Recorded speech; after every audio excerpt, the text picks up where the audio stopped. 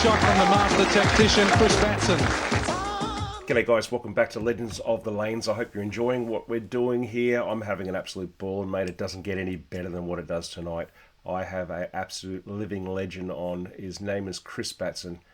G'day Chris, how are you, mate? You? Fine, thank you. Fine.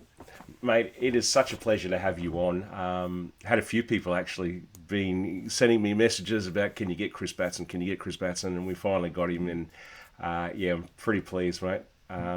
Mate, I know we had a talk the other day, and your highlights of your career are just incredible. But I know you want to talk a fair bit tonight about the coaching and giving back to the sport. You're very, very strong on that, aren't you?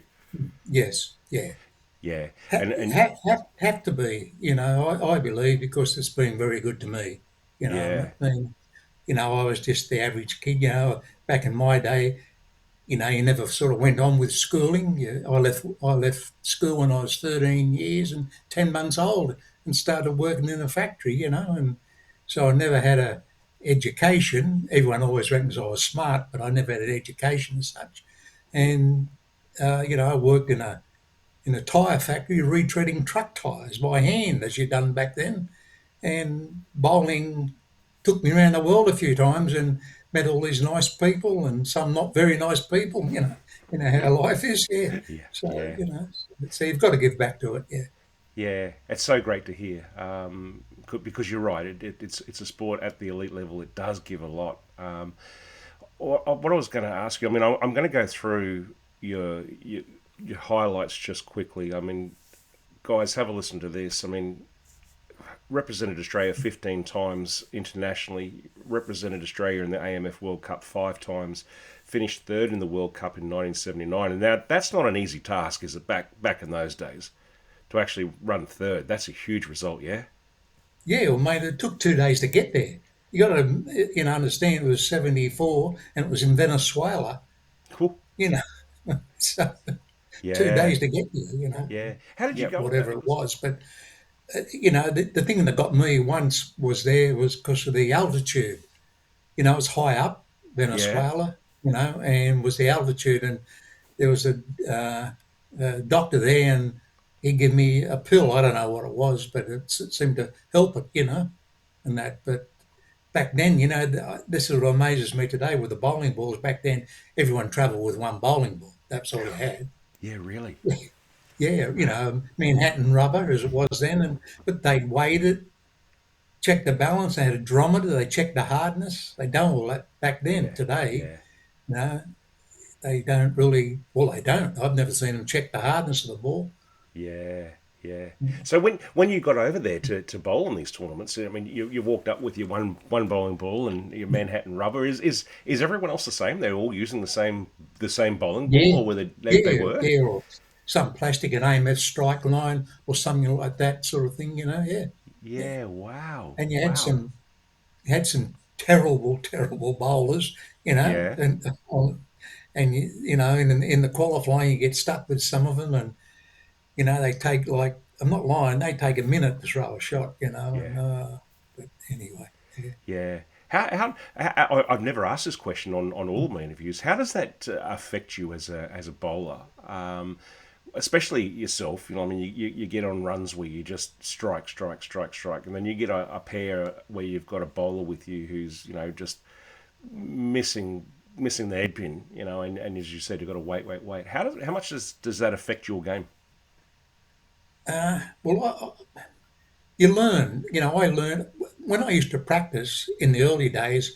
I used to go into the old Parramatta Bowl in Sydney, and I'd go in there Saturday mornings when they had all the kids in there, and I'd deliberately get a pair of lanes or a lane alongside of them, and they'd be running and screaming, and just to help me to focus on what I was trying to do. I believe you put yourself in that sort of situation, and it's the same with the coaching that I do today. Like, actually, on Sunday evening, I've got 5 videos from Julian because he's Yeah, going away to the World Youth, yeah, and we practice a specific part of the game, which helps him bowl better. So he's showing me the videos. So we go through those and that. Yeah. yeah. Chris, let's just jump straight into the coaching. Let's talk about Yeah. your giving back to the sport, and I've actually got some viewer questions as well. So we'll Oh, throw them okay. in a little bit later. So there's some good questions in there for you.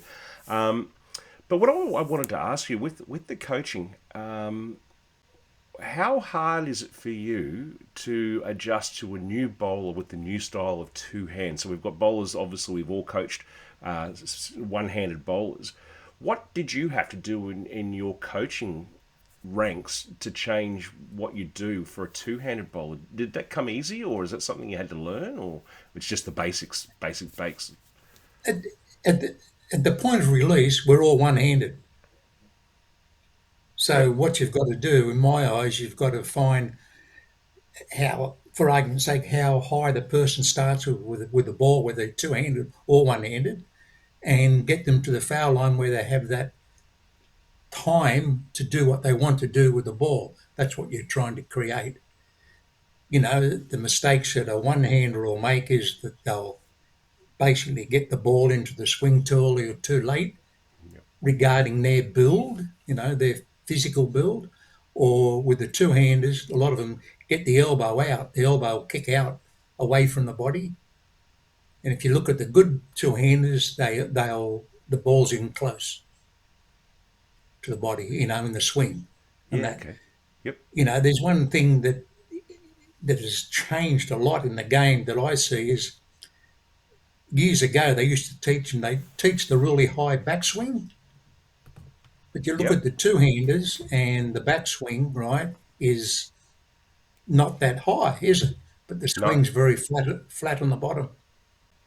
So they're generating a lot of speed from the follow through. The, Yeah. yeah, the flatness of the bottom. They're not Yep. grabbing at the ball. Yep. See, Do years ago, a lot of people had problems with the grip. So they grab the ball, and as soon as you grab the ball with your thumb, the whole muscle tightens in the arm, so the swing is slower, yeah. and you can't get the ball off the hand. I can show you a video, say, of me bowling back in the earlier days, and my thumb would get out of the ball. It's funny, when you see these things, my thumb would get out of the ball when the ball was at the back of my body still. My thumb was Yeah. out. I was basically carrying it without a thumb in the ball. It was just the momentum. So you look at these things and that. And let me just add that to the people who haven't seen Chris bowl, and if there's a video out there, please do, because your follow through and your position at the foul line is probably one of the best I've ever seen. So, yeah, mate, Thank you. fantastic. Oh, it's beautiful to watch, Chris. It absolutely is. I've had I've had a lot of people comment about legends that have been on the show, and just say that your approach, your follow through, your release is just immaculate. So yeah, absolutely beautiful.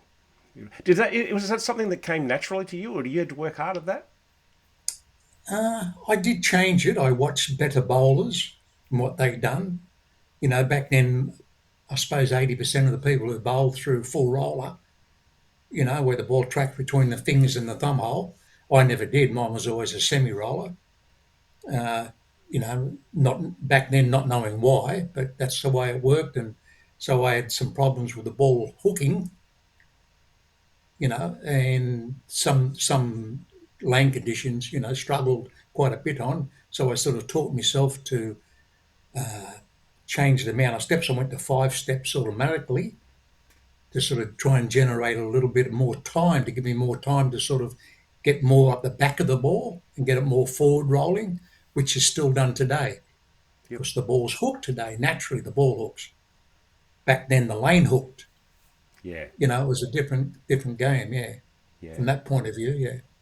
So what was the? I mean, obviously, it's not a transition because you would have still been bowling. But when did you actually start doing the coaching as well as the bowling? Oh, even when I was bowling, I'd help bowlers.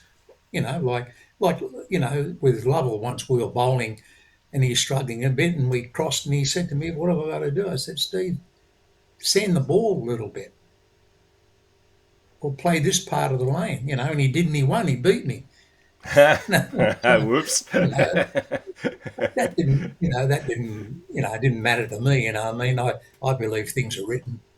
You know, and Yeah, that's the way I look at something. You know, you do the best you can, and if it's meant to be, it will be. yeah, yeah.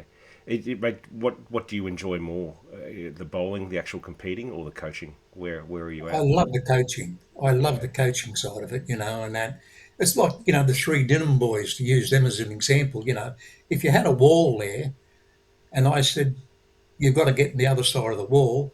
Little Julian, who you interviewed the other night, would try and bash through the wall. Jordan, the oldest one, would try and use skills to get through the wall. And Justin, the middle one, would take a week or two to think about it. yeah. Okay. Yeah. So Wow. you got to teach. You're teaching personalities as well, Yeah. and they're a very good example of the difference with things. So it takes a while with a new bowler to get to know them from that point of view, and the way you approach it. Yep. Yep. Do you, Some you can be a little bit rougher with, if you like. yeah. Bring out the stick. Yeah, you Do know, you how do you go with that? Because obviously, they're not over in Perth with you, so they're sending videos backwards and forwards and yeah, things. That's yeah. quite easy for you to do. Oh, yeah, because we live stream. Yeah. Okay. We do it through WhatsApp, Yep. which is free actually to use, as long as you can get Mm. on the internet somewhere. We Yep. use that, and their mum might be or their dad might be on the other phone. And I'll send a message through, get them to do this, get them to do that. And depending how they're taught, uh, I know this is getting back onto the coaching side of it, but a lot of it is just visual adjustments. Most of the time, or sometimes I'll say to Julian, change the ball to X, whatever he's got in his bag. But most of the time, it's just visual things by looking further down the lane or looking closer to the foul line, Yep. things like this, Yep. which do make a big difference between leaving a 7 pin for Julian or striking. And the bowlers don't realise. I watch bowlers here, and they'll throw a ball, a good shot, and get a 10 pin, so they'll change the ball. Then they get a big four split. Mm. I mean, like they're just not they're not educated right. I'll put it that way. They're not. It's not. Yeah. It's not. And it's not the coach's fault. It's the structure in this country. I'm sorry. Yeah. It No. is. Yeah. Yeah. No. And has been for quite a long time, hasn't it? Yeah. Anyway, that's yeah. It's, Unfortunately. So, yeah. what in your eyes, what separates a good bowler from a great bowler? A good bowl from a great. Okay. Okay. I have a saying, as I've said to the people I teach, I said, you can be a good idiot or a stupid idiot.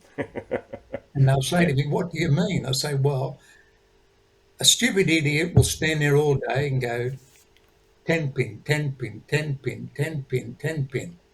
A good idiot will go double 10 pin, double 10 pin.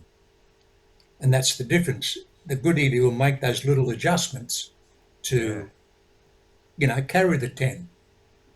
And that's all it is. It's just little adjustments. And some conditions that you watch, they'll all struggle to carry the corner pins. And I've been on to little Julian about, sparing the 7 pin. You've got to be better at it. You've got to practice it. Yeah. You know. I know you've done one of these with Steve Lovell, but if you get a chance to talk to him before you hear it, maybe add to it. I don't know, but he used to miss the 7 pin, and I said to him, "You got to practice it." So I told him we moved him about 10 boards right on the approach, and we made him practice it for 10 games, Mm. but just a 7 pin. But see, today they go in, they just want to practice striking. Yeah. Yeah. So what happens when they get on a lane where they can't strike a lot? They've got to learn, bowling. Bowling's a sport that gives you two shots to knock 10 over. Learn both. Yeah. Yeah. It's so important. I mean, Shelley Devine. I had this conversation with her. regard Shelley as just one of the greatest sparers that I've ever seen. She just doesn't seem Yeah. to miss spares, and it's so important to the game. And for young people who might be watching this, it's just we all like to throw strikes. You've got to close those spares to Oh, keep yeah. nutting away. So No, well, you look at the stats they put up there with the pros, and they'll say, okay, we'll use Tacket as an example.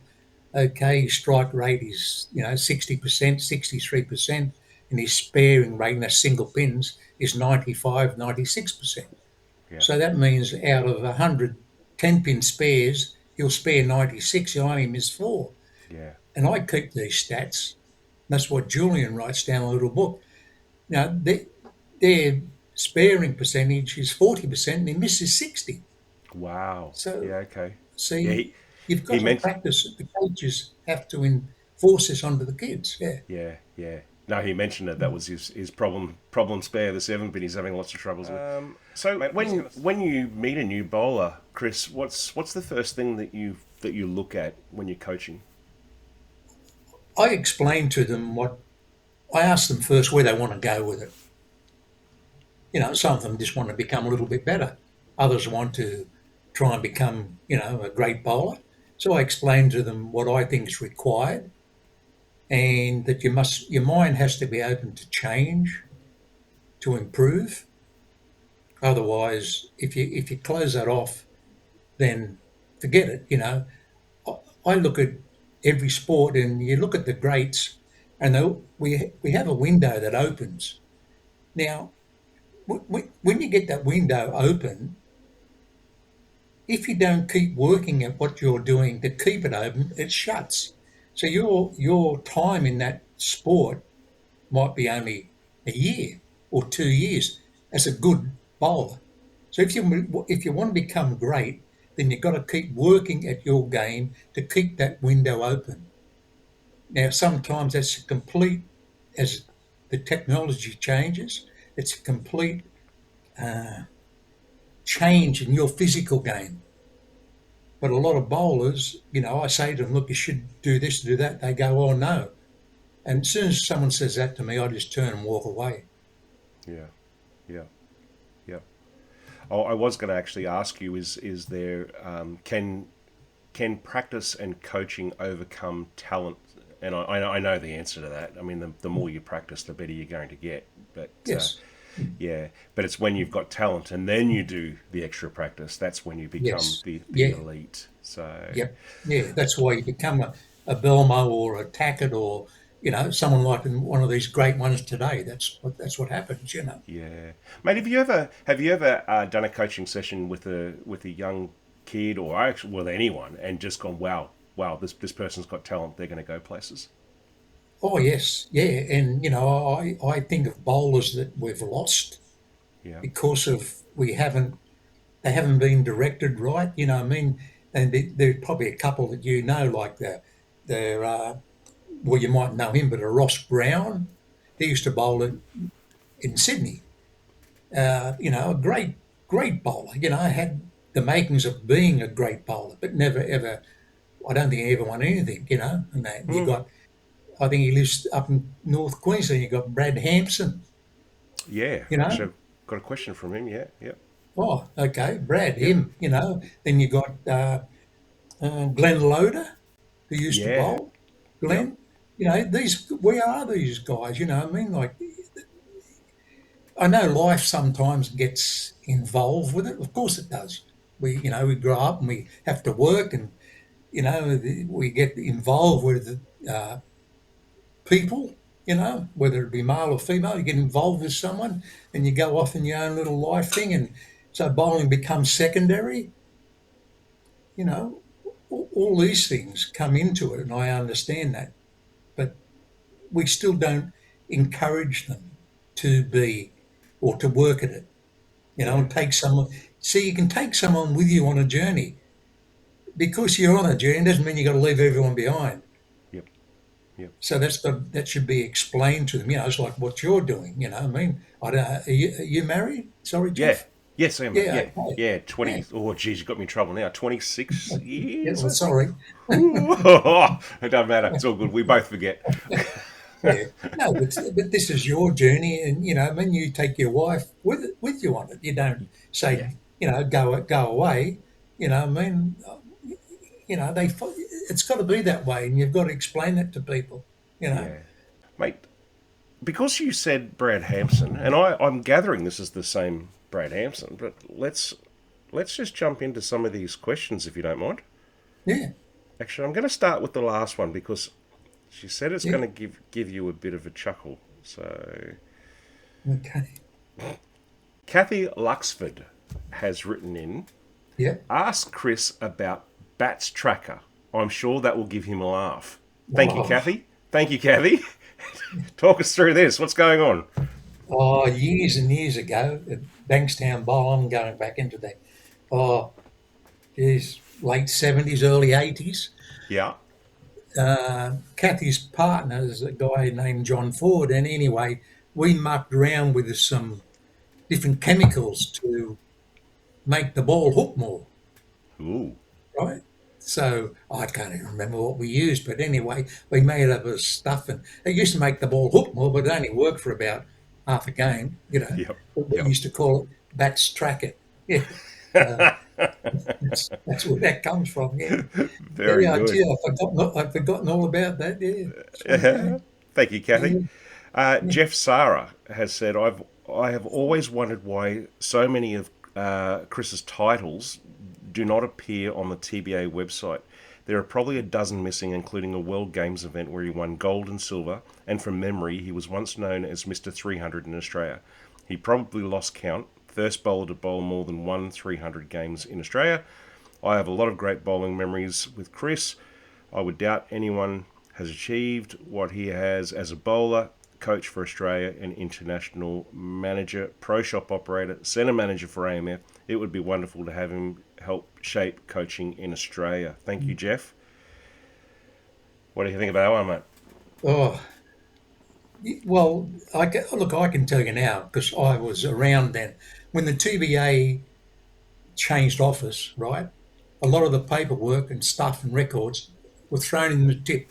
Yeah, yeah, yep, So you know that's where that went, and look, not just from my point. I have them; they'll always be with me. You know what I mean? And that, but I'm talking about, okay, you take little Julian out there for argument's sake. You know what I mean? You see what I see in, you know, let's say in 20, 30 years' time.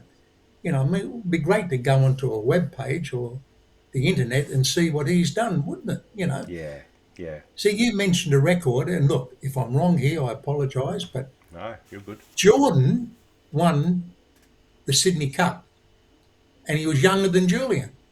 All right. He beat Glenn Loader by 100 odd pins. Yeah, See, I don't know if that's recorded or not, but yeah, you see, so we shouldn't lose this stuff. I yeah, had a lot, and I sent it. I give it to Cheryl Munson. Actually, I sent it to Cheryl. yep, Boxes and boxes of stuff that I had. You know, yep. I'll tell you something funny about what you just mentioned there. Yeah, To sure, me, please. I rang up the TBA once, and I said to them, "Look, you know, I've won the Brisbane Cup. It's not on your website." No, you didn't. I said, I did. So I sent them the front page. I scanned it in. I sent them the front page of a Pin Action magazine, actually, that had Steve Lovell on there because Steve had just won I think it was the Melbourne Cup. Anyway, but in a little caption there, it said, Chris Batson wins the Brisbane Cup by over 500 pins. So I sent them that. And they said, no, that doesn't mean anything because we don't have the record of it. Oh, oh, gee, mate. Seriously, that's what I was Yeah, told. I thought, oh well, I'm yeah, hitting my head up against the wall here, you know. And I yeah, sometimes I get, I suppose, a little bit rough.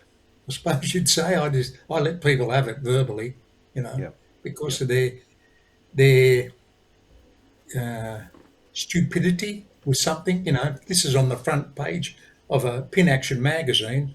How can it be false? yeah, yeah. That, that's all. You know.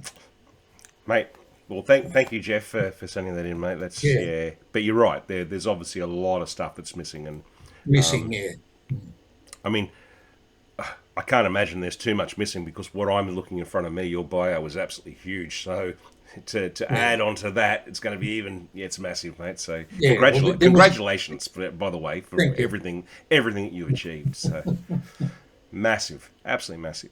But, mate, Brad Hampson, if it's the Yeah, same Brad that we're talking about, yeah.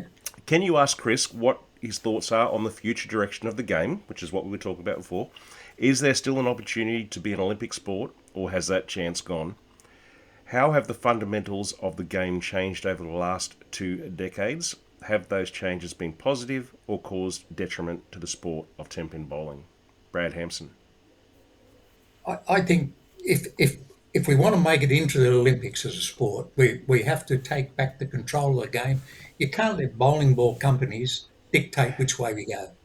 Yeah, Do you know that this year there will be over 100 bowling balls released, 100 new bowling that balls released? insane. It is insane. So they're saying, to me, they're saying, well, the ones they've done before were no good. Mm-hmm. That's what they're doing. They're saying these ones are better, which to Yep. me is just, it's just crazy, you know. Yep. And they'll bring out a ball X, and then they'll have ball X solid, then ball X asymmetrical with, the new Mickey Mouse cover stock, and all this sort of thing. And some of the lane conditions, some of the scores.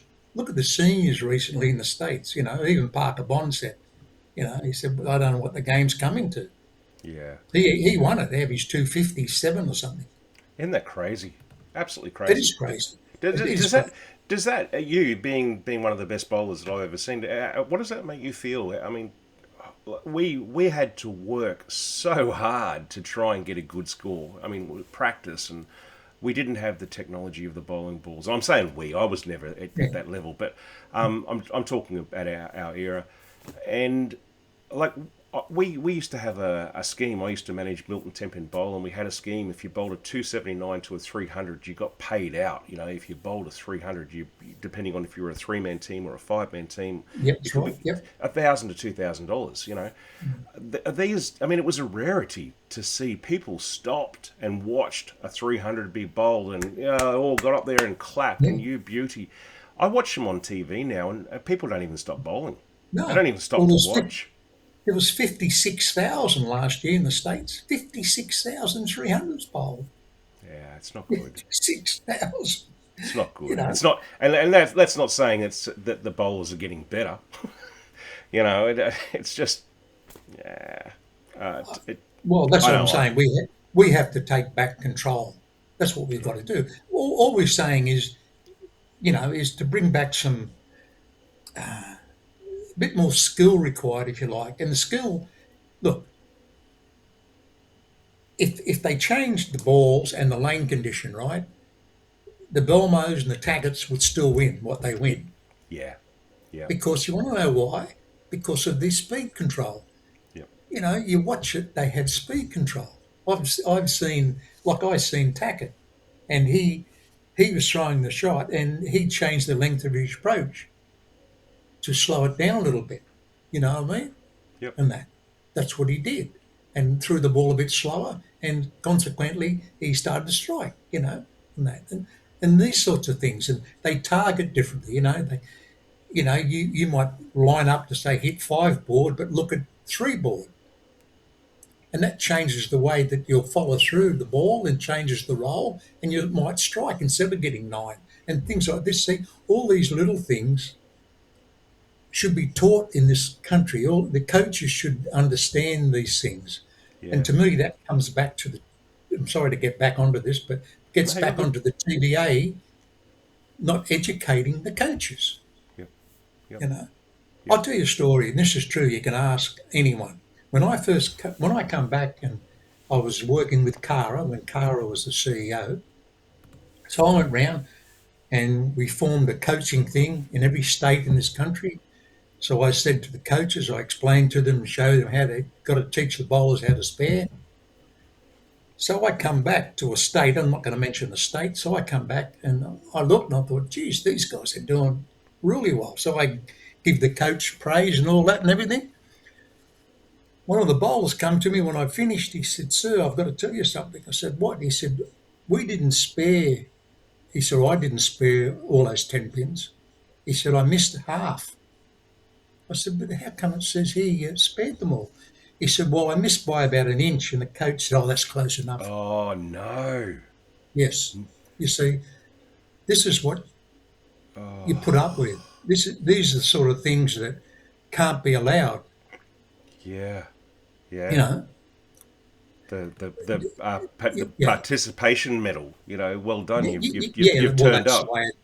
that's the way it's gone today in the world. But Mm. if you get a chance, if you do an interview, I don't know whether you will, with Jordan, Julian's eldest brother, ask him. Mm. Yeah. I Okay. was always on to him, and he went five. I'm not lying here. He went 5 tournaments in a row, and never missed a spare. Never missed a spare Yeah. Yeah. because of that part of it. And he won a lot of things. Jordan, he's got. Well, he's working now. He's 25, so life's different. Yeah.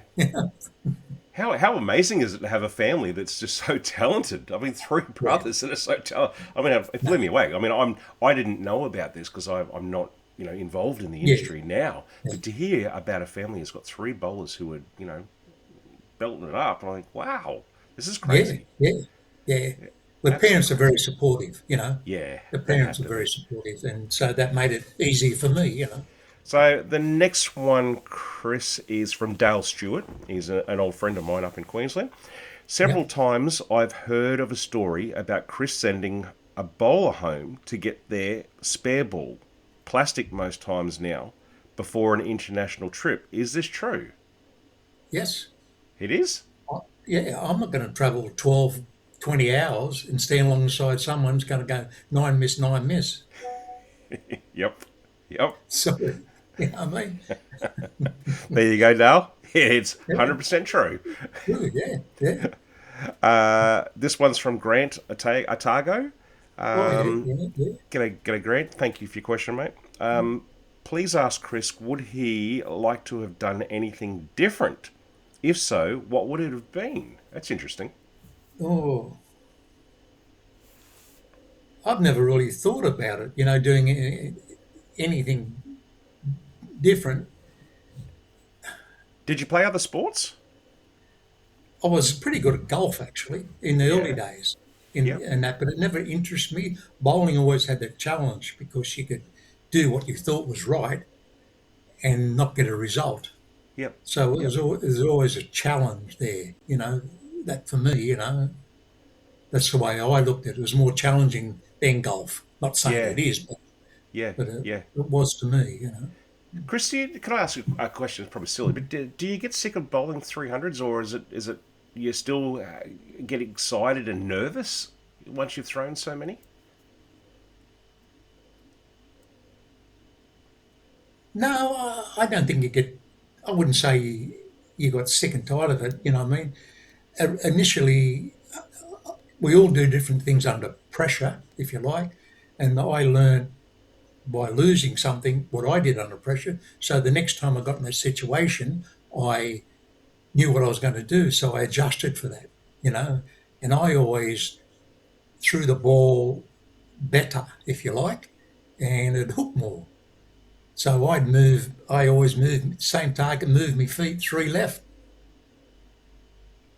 Yeah. Okay. And, you know, Yeah. and that's just understanding me. And that's what I try and teach with some of the bowlers to understand themselves, Yeah. what they Yep. do. Yep. Yeah, a funny story, and this is a little bit about me, which is not about me, but I, since COVID, have been playing darts with some friends of mine, and Tim Kelly, Greg Kelly, and another bloke down here in Tassie, and whenever I had a chance to throw a 300, I used to get so nervous, and I only threw them in practice. I never had one in the league, but I have thrown probably 30 180s, the perfect score in darts over the Yeah. last couple of years.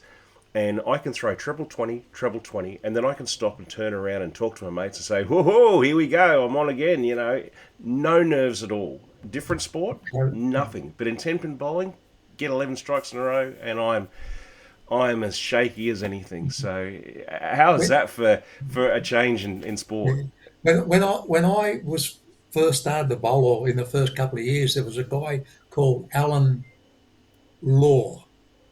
Now he quit about a week after this happened, but he got up there and he had the front 11. And I'm not lying, it must have taken him half an hour to get from the ball return to the foul line to let the No. ball go. Right, it went bloom, bloom, bloom down the lane. He got 3. Oh, And he said, I quit. is that? Yeah. We used to bowl pot games at St Leonard's, right? And Yeah. one guy who lives up in Queensland now, Chris Robinson, right? His wife Heather bowls in the ladies' senior Australian teams. Anyway, uh, I'm in the pro shop at St Leonard's this day, and they're bowling pot games. They come in to me, he said, come on, come in. And I didn't want to. He said, no. Anyway, he talked me into it. So out there I go, and I picked up me white dot, Yeah. me plastic white dot. I've got the front 11, right? And they're all there waiting for me to throw the 12th. But I packed the ball up and went back inside because I'd won the pot game. I didn't throw the 12th shot. Well, that made them so cranky. Can I just add to that? Like, people who are watching this who don't know what a white dot is, back in those days, to actually throw 11 strikes in a row with a white dot was like using a house ball. I mean, seriously, to get the carry for 12 shots or 11 shots, it's so hard to do, isn't it, Chris? Yeah, but today, see, I think they've made it easier to get 9 than a strike. When I say Yeah. that is because of the void of the pin. See, the pins are heavier today at the top. The pin today only has to tilt, I think it's 14 degrees, and it'll fall over. Back in my day, when the pin was the heaviest at the bottom, the pin had to tilt 40 degrees before it'd Oh, fall over. wow, that's a massive difference. That's what I'm saying. See, we've let these people take over the sport to make it look better, but not necessarily, if you like, be better. Yeah, yeah, And things like that. That's why you see today some of the guy throws in the pocket, the 7-10s that are left from the pocket and things like that. A lot of that's got to do with the pin as well as the ball, plus the pattern, of course. Yeah. yeah, yeah. Wow, I did not know that. That's crazy. I bet there's a lot of people who don't know that exact thing. So, Yeah. Yeah. okay, all right. Next question. This is from. I can't read the name, but Yap Cock something. Sorry, Oh, yeah, from Singapore. it's from Yes. Singapore. Yep, Yeah, yep. he's a coach. Yeah. It just says Yep Cock W, but I can't actually read the Yeah. end of it, whether it's just W or not. For domestic tournaments, I bring 6 balls, where 1 ball is a polyester. When travelling to overseas events, I bring 5, where 1 ball is a polyester. Due to baggage allowance for air travel, through though lane patterns sorry mate though lane patterns are known before these events, I'm still travelling blind to these bowling centres, as what lane pattern is laid out would unlikely be the same in another centre due to lane conditioning, machinery, condition cleaner, surface of the lanes, etc. What would be the way I should go about testing my balls in an area or areas to play in order to be competitive? That's tough. Yes. There's things you can do. You can look who's bowling quite well and see what area of the lane they're playing and what ball they're throwing. If they're right-hander and you're a right-hander, or right, you can try and see right where you're getting the most consistent ball reaction. Because if you don't get ball reaction, you can't score. Yep, yep. There's a story that Pete Weber says he bowled really bad on the first day, and the second day he bowled really well. And they asked him why. What did he change? He said, "I played the lane, not the pattern on the wall." Yeah, yep, yep. Makes sense. Makes sense. Yeah. Mate, this one's from Mike Seymour. Over Oh, four yeah. years, over 4 years of participation and coaching, what do you think needs to be done to get more young people interested in tenpin bowling? And what are the key ingredients of a youth program that keeps them involved and helps them develop into lifelong participants in the sport? Okay. That's a good question. It is a very good question. Well, Mike's, Yeah. he's on the committees, the Asian zone. See, what I would do, as I said, each centre becomes a club. Then you start off your program, right? You must explain it to the children and the parents, what it involved. All the kids go to school, so you send stuff back to the school or you contact their school, you invite them in to watch and see what's going on, get them interested in it. You might even get a couple of teachers to become casual coaches. And also, you go today, it's very easy. You go to the media, you go to the local newspapers and that in your area, you get them involved with it. So something is being put out there all the time about what's going on, about the centre, about the bowling, about the kids, and you keep them interested in it. Yep. By Yep. that way, if the kid bowls and wins the B grade singles, and he's something in the newspaper, or Billy Smith's just won the B grade singles. I mean, he feels proud of it. I can remember when I won the first thing. I felt proud of it, and it Yeah. does things like that keep you in it. And if someone, we all can't be good at, say, tenpin bowling. We all can't be good at it, but if they're not, you might develop them as to become coaches or administrators or things like this. Don't just, let them go. Don't just let them walk out the door. Yeah. Yeah. Good words, mate. Good words. Hey, this might lead into this. This is Mhm. from Steve Jones, and I don't know if that's the Steve Jones that I think Steve Jones it is, but Yeah, it is. I think so. He used to be involved with the committee, the Yeah. ATBC back then. Yeah. Yes. Yeah. Mm. Right. Yeah. Yeah. Thank you, Steve, and nice to hear from you, mate. Chris, you have devised an exceptional computer program designed as a coaching tool. Who is it designed to help, and how? Well, it's designed, and I've got to thank the likes of Norm Duke, Kegel, Backstage Bowling, and the American Bowling Congress. They allow me to use a lot of their videos in this program, and and there's 285 videos in it, and it's structured in a way that you can go from part to part. The reason why I've done it is so that as a coach can sit down like you and I are now, and we got it on our laptop, and you can show the kids. You tag it onto the lane with you. You can hook a camera up to it, and there's different video parts of it which you can get. I can say get you to bowl, and the other kids I can show them what you're doing and things like this. And that not many people have taken any interest here. They still use it in Asia, still Yeah. used Well. in some parts in Asia. They still use it and that. But for what reason people aren't interested here, I don't know. I don't, I've got no idea. Yeah. I don't push it. Yeah. Yeah.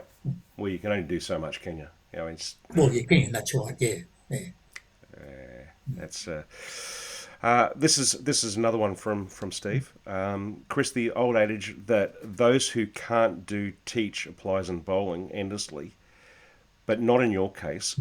How has your exceptional bowling career influenced your coaching career? And that's another great question. Well, I like. Let's say I was trying to help you, Yep. and I And seen I you do and I need help. something. I'm a coach, not a psychiatrist. Anything will help right now. Let me tell you. Sorry, mate. I would. You're right. I would try and if you come to a situation, then I would try and guide you right because I've been through it. You know what I mean? I never won everything I got a chance to win. Yep. And that. I remember the South Pacific. I run third in. I think it was 72 or something, and actually Dick Turpin won it, the backup bowler, Oh, right. Yep. and Udo Jusek run second. They're both dead now, but I Yep. run third. The reason why I run third is because I let someone chat to me while I was trying to bowl, and it just took my focus off what I was there for, you know. So after that, I just sat with my back to people. I never let that Yeah. happen, you Yeah. know. Okay. And so your experience gives you that opportunity to pass on. But I've got to tell you a story, you know, and this woke me up to you're not always right. You're not always right in this respect. There was a young kid, I won't say what country, Yep. but he was very, very good. He threw the ball enormous. Anyway, we went away somewhere in bowling, he done no good. This happened 3 or 4 times. So the last time I went away, I said to the rest of the team, look, I'm going to spend this tournament with so and so. And they said, oh, okay. I said, I've got to help him get over this hump. He's finding it difficult. So we did. And anyway, he bowled 300 in the tournament, and he won 10,000 Hong Kong dollars, which was a lot of money back then. And in the final, he's in the step ladder, made the top four, but he got beat the first match.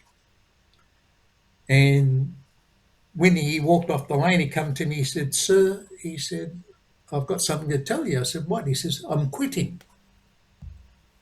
I said, why? You've just run fourth here, like a bit of luck and, you know, a bit more focus and you'll, you know, win something here. He said, oh, no. He said, this game makes my head too sore. That was his thing.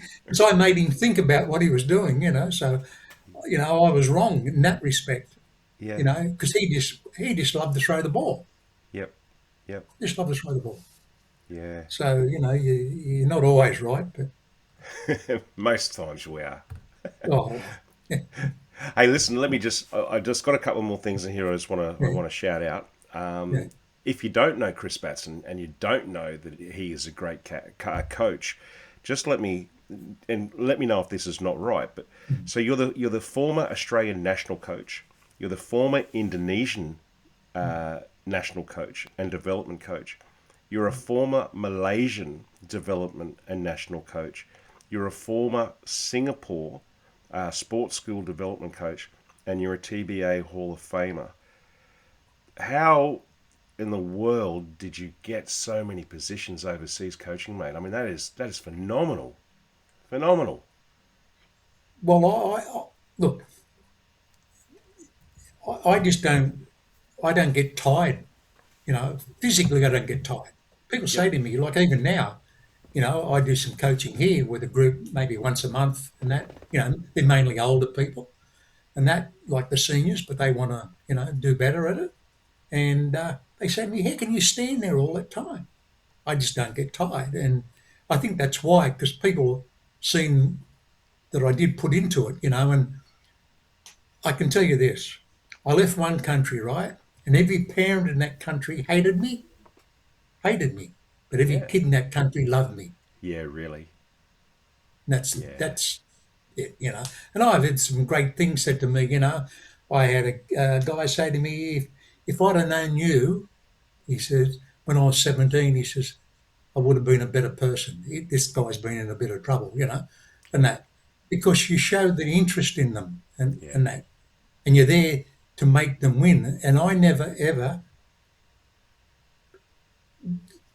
moved into their area when it was their time to sort of shine after the event, you know, when everyone wants to know them, I'd walk away. I'd walk out of the centre because that was their time. You know what I mean? They done it. I just Yeah. said, well, do this or do that or whatever. You know what I mean? And I think that's got a lot to do with it. You know, Yeah. and I still Yeah. get people today, like from Malaysia and Singapore and Indonesia, and that contact me and ask me things. You know. That's great. That is so great. Yeah. So, Chris, back to your bowling career, mate. I mean, you've done so much within the sport in Australia and overseas. Is there anything in your memory that is the best memory of what you've done? Is it winning a tournament here? Is it winning a tournament overseas? Did you go to the States and bowl? I haven't even asked that. No, I You didn't. didn't? I went Yep. there once to do a bit of work, actually, for a company from Australia, which was called OBC, Olympic Bowling Centres, and they used to do a lot of stuff in the States. And we went to a place. I went to a place down in Louisiana, actually, in the States, and unbeknownst to me, I got on a bus and I just sat down the first seat, and the bus stopped, and this voice said, "Hey, you, hey, you," and I looked up, and there's the bus driver. He said, "You don't sit on that side of the bus. You sit on this side of the bus." He said, "White people on this side, black Wow. people on that side." Yeah. So I got off the bus, and I Yeah. thought, I don't want to come back to this place, because we wouldn't, you can get into politics and everything, but we were never like that in this country. No. We were never No. like that. We should never go down that road. We Yep. should never, yeah, you know. But anyway, then that's why I never. But the funniest thing ever happened, actually, his funeral is tomorrow. Jeff Salt, Oh, right, really? passed away. Yeah, Oh, no, I didn't know that. yeah. Anyway, in Sydney, there was a senator called Mount Druitt. He asked me to sub for him one night, and I never subbed for anyone, but he talked me into it. So I go and bowl, and he's playing against a guy called Jeff Sweeney. Jeff Sweeney is not a well-known bowler, but he used to bowl in this place anyway. I've won the first three games. It's a four-game league. I've won the first three games. And Jeff Sweeney said, "I'm going to beat you this game." He said, "I'm going to bowl 300." I said, "I'll find a way to bowl 301." That's what. Yeah. Anyway, we both start with the first nine. And there's an end to this story. It's so funny. Both start with the first nine. Anyway, Jeff gets up to 10 frame and goes strike. I went strike. He went strike. I went strike. So we both got the front 11. So he gets up there, the 12th, and he threw a horrible shot. And it looks like he was going to get six, but a few pins fell and he got nine, 299. So I go up there and I've shot 300. I buried the next one. So I beat him 300 to 299 By one pin. by one pin. Anyway, he's got a bowling trophy and he worked for the state government. And where the Badgerry Creek Airport is now, he used to be out there because the government was always selling land and he was in charge of that. So he'd sit in this little office by himself out in the bush. Anyway, one day this guy come, this is so funny. This guy come to sell him something and he looks on the desk and here's this little 10-pin bowling trophy. And what happened was in the paper, you see. And he said to Jeff Sweeney, not knowing that this is the guy who shot the 299, he said to Jeff Sweeney, he said, "What about that idiot the other week?" He said, "Shot 299, got beat. What a loser." And Jeff said, "That was me." I've never laughed so much. When Jeff told me, I've never laughed so much. Yeah.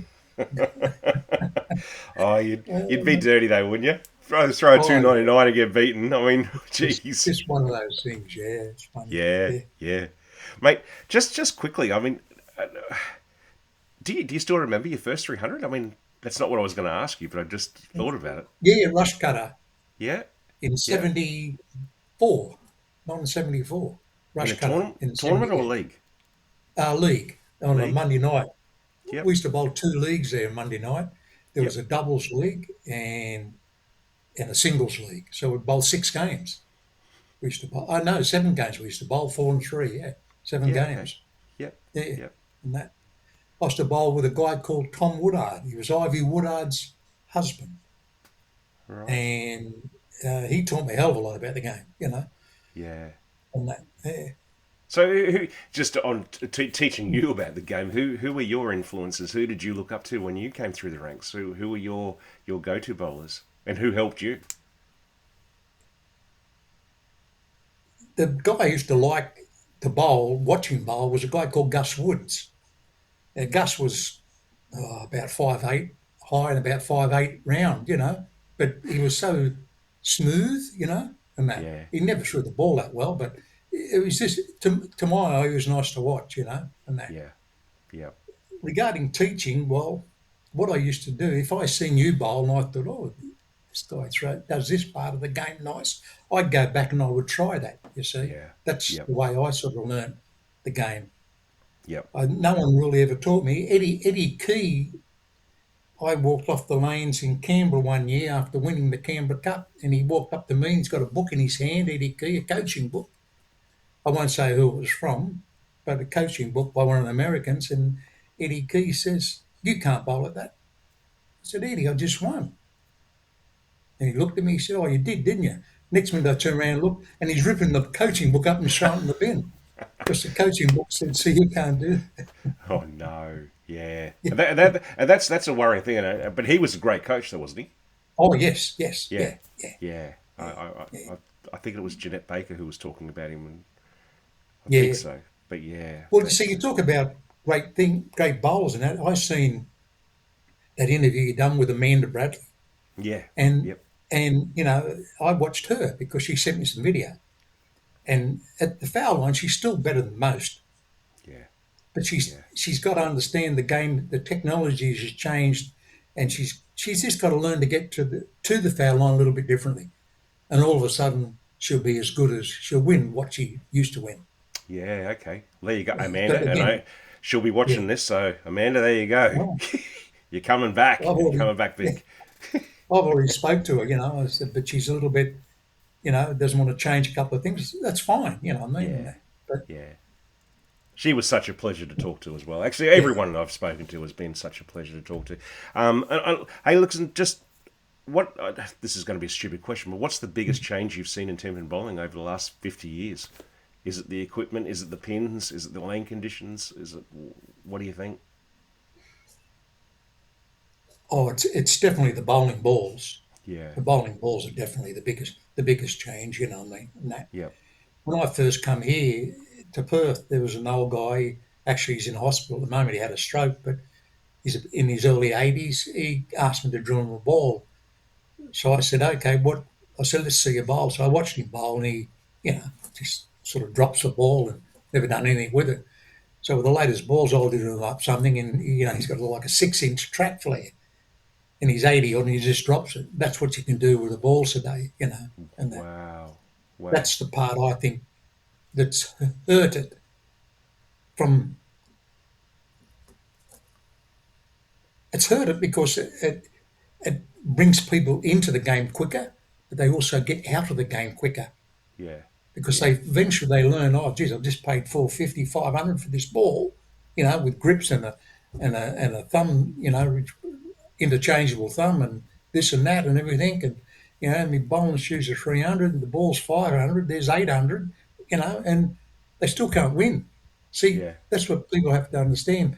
If you're going to compete, you're competing to win. You're not competing to average 220 and run 20th. yep, yep, And as I said before, it doesn't if you brought the balls back, the Belmos and the Tackets, they would still win what they win. exactly. Yeah, yeah, You know, and yep. that's what people just don't realise. And that because to me, their speed control is just so good. When they're on their game. Funny, I've just looked down, and the very last question here has modern equipment made the game easier, or has it simply changed the skills required? It's exactly what you just said. Yeah, yeah.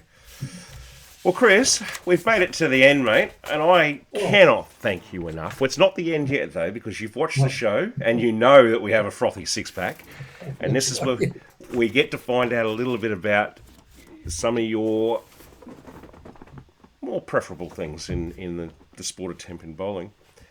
You happy to go down the track, mate? The frothy six pack? Yes, mate. Let's Yep, do it. yep. So, question number one, your most feared opponent. Who did you hate getting up to in a final? Oh, my goodness. I suppose I'd say Gary Key. Yeah, Because yeah, if Gary was in the final, then I know he'd bowl really well.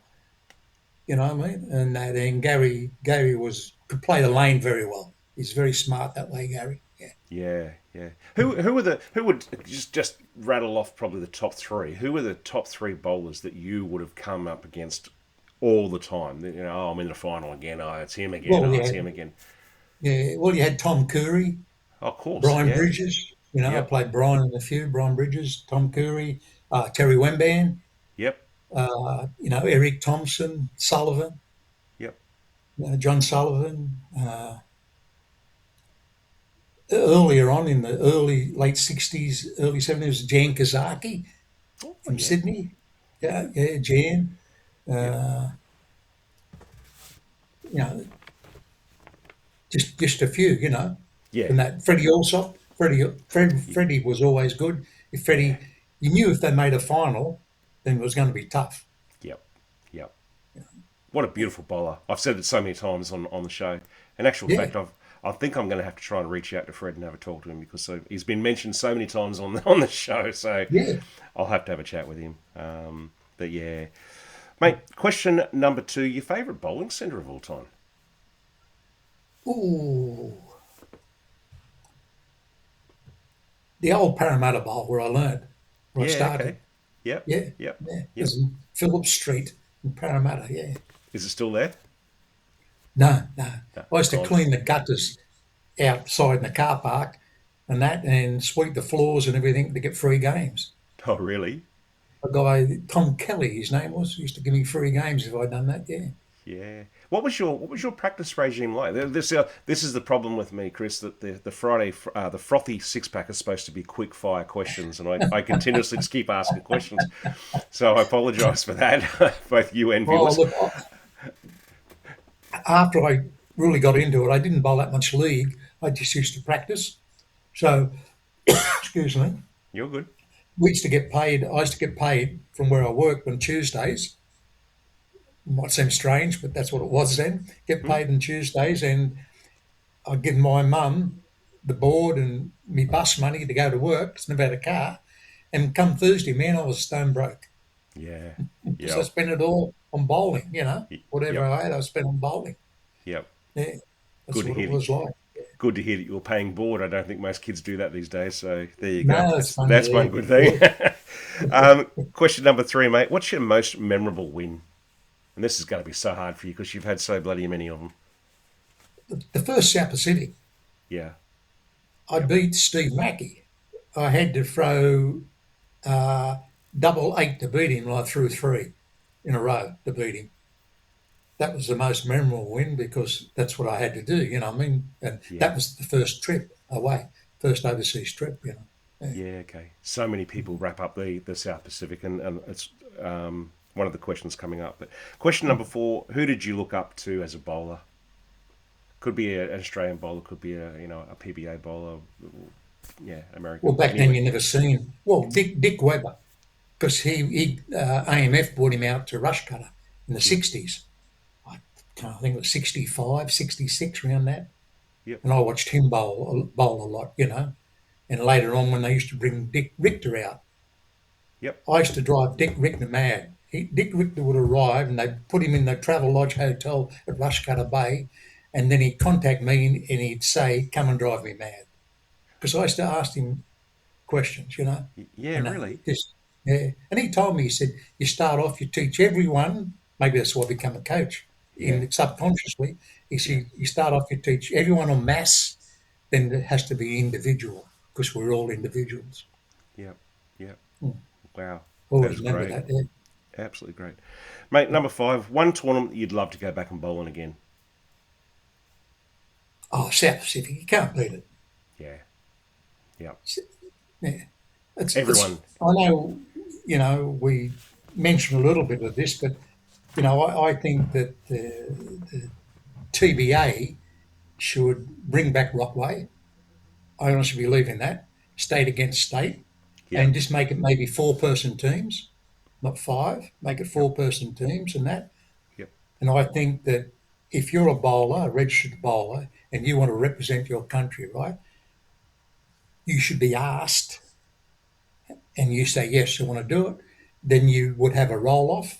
Now the roll-off can be over 15 games, and you do it 3 5-game blocks in 3 different patterns, and you make say the top 12 and you want to go, you're on bowl for Australia, then that's just 12 months out from the tournament.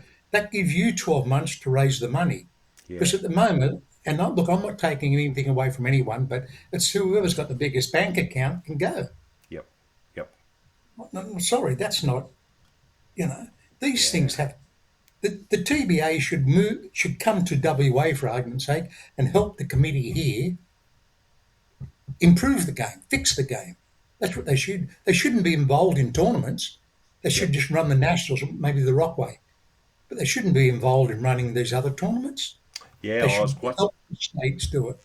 Yeah, I was quite surprised when I heard about they're laying the patterns down and they're doing all this and doing that, and I'm thinking, well, okay, that's the bowling centre's worry, not Yeah, anyone else's. So no, yeah, that's my thoughts, but yeah, and I actually had that question with Batesy, Brian Bates. If they come and they ask you to do a pattern that's not good, can that give your bowling centre a bad name? I'm not going there again. That was bloody crap. What horrible conditions. So yeah. But yeah, they've bred that yeah, yeah, by giving. I call them Stevie Wonder patterns. yep, yep, They've bred that by doing that. yeah. Shut your eyes. Yeah, Yeah, yeah. mate. Final question for you. You would have seen a few, especially when they're pumping out as many as what they are these days. Your favourite bowling ball of all time? Mate, I used to love, mate, the Columbia, the U2. You too. Yeah, I used to love that ball, and that you could, well, not knowing then what I know now, but I could throw it on different patterns Yep. because my game was changing the way I released it. Yeah. I mean, most of the time, mate, I just went with one or two bowling balls. Yep. Yep. So if it hooked a lot, I'd throw it straight. If it didn't hook, I'd hook it. Yeah. It's as simple as that. You had the skill and the ability to do it. So yeah. Yeah. Well, you just yeah. Yeah. You can't let anything that hasn't got a brain control you. Yep. Yep. I had a saying I used to say to the ladies, and some of them didn't like it, but I used to say to them, if you throw it like a handbag, it'll hit like a handbag. Mate, absolute pleasure to talk to you. I thank you so much for coming on. It's been great, and I really hope that people get a lot out of this. And guys, please make some comments below and ask Chris some questions. We'll Yes, continue. please. Look, reach out and I'll answer them if I can.